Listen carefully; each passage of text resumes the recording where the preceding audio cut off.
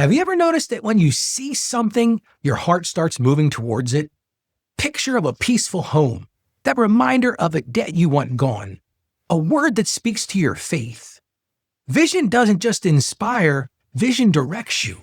And today we're going to give your financial life something beautiful to look forward to.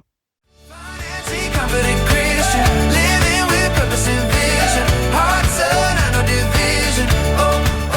We ride. Hey friend, Ralph Estep Jr. here. Welcome to Financially Confident Christian, where we learn to walk through life and money with wisdom, with peace, and with a heart anchored in God's truth.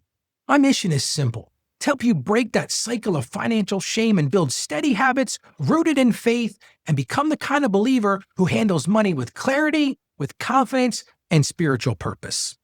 Yesterday, we talked about clearing the clutter, get rid of the noise that steals your peace. And today, we're going to shift from clearing space to filling that space with purpose, because you got to fill it with something. Because when your eyes have something true and hopeful to rest on, your heart will follow. Today's all about creating a vision for your financial life in 2026. A listener recently wrote and asked this: Ralph, I know what I want, but I don't know how to keep my goals in front of me without feeling overwhelmed. How do I stay focused? That's sort of the million-dollar question, isn't it? And maybe you felt that too. You know those hopes you have. You know those dreams you've got. You know the changes you want to make. But life gets busy. Those bills come due. The work piles up. Kids need rides. And suddenly those beautiful intentions fade into the background. Not because you're weak, but because you're human. And you need reminders that speak to your heart as loudly as the world speaks to your stress. Research shows we're far more likely to stay committed to our goals when we see visual reminders every day. Things like words and pictures, symbols, and hey, even scripture. Our minds just don't think in sentences, they think in images. And the images we choose shape the direction we walk. For years as an accountant, as a coach, and a fellow believer walking my own financial journey, watch something beautiful happen. When people create a vision board, even a simple one, their goals stop being ideas and they start becoming assignments. Those assignments have clarity. Those assignments have focus. And those assignments bring joy. I've seen it again and again. A man in our community, I'll call him Jason, told me he'd been trying for years to get a handle on his finances, but he said, Ralph, nothing sticks. So he made a simple vision board, just a picture of a small cabin he wanted to buy someday, and a sticky note with the word debt-free. He also added a verse from Proverbs about diligence and a photo of his family that reminded him why he was doing all this. And he hung it right above his desk. You know what he told me? He said, Ralph, every time I see that board, I remember who I'm becoming. See, that's the power of vision. So let me ask you this, friend. What if your financial life had a picture to pull you forward this year? What if your goals had a home that your eyes could land on every single day? Well, let's build that together. See, a vision board isn't decoration. It's direction. A vision board is simply a collection of pictures and words and phrases and scripture that reflect what you want to become and where you believe God is leading you.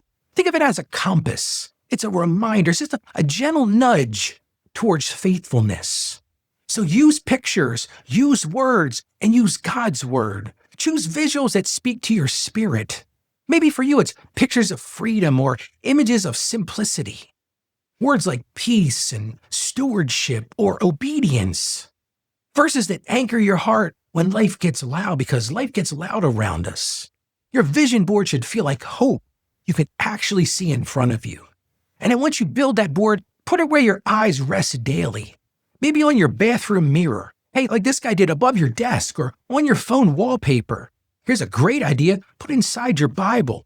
Whenever your eyes go off, and put it there. Because seeing your vision daily keeps your goals alive when motivation fades. And hey, we're humans. Motivation's going to fade at times. But let it be simple. Let it be spiritual, and let it be personal. Don't add more pressure. Don't look for perfection. Your vision board doesn't need to impress anyone. It's just for you. It just needs to inspire you. Listen to the words of Habakkuk, chapter 2, verse 2. Write down the revelation and make it plain on tablets, so that a herald may run with it. See, God told his prophet to write the vision. He did that to make it clear, to put it where it could be seen and lived out. Your vision board is that modern version of that spiritual practice. So write that vision, make it plain, and then run with it. Lord, thank you for giving us vision and hope and purpose in our lives. Help us dream with faith. Help us see the future you're calling us toward. Guide our steps, guard our hearts, and keep your word at the center of everything we build. We ask this in Jesus' name. Amen. Here's today's step. Make a simple vision board, whether it be digital or physical, for your 2026 financial goals. It doesn't have to be elaborate. It doesn't have to be perfect. Just one picture, just one word, and one verse. Just begin there. A member of our community shared this recently. The vision prompt in the group helped me so much, Ralph. Not to pressure myself, but to see what God could do if I stayed faithful. This community feels safe, Ralph, like people cheer me on without judging where I am. Friend, you don't have to build that vision alone. I encourage you, join us in a free and supportive community at financiallyconfidentchristian.com/join. financiallyconfidentchristian.com/join. Because we walk this road together. Remember this, friend. If you can see it, you can move towards it. God plants vision not to frustrate you, but to guide you. So take those simple steps. Keep your eyes lifted and let God shape your future. Go out there today and be a financially confident Christian. You can do this. I have confidence in you. Have confidence in yourself. Stay financially savvy. God bless you, and you have a great day today. Financially confident Christian.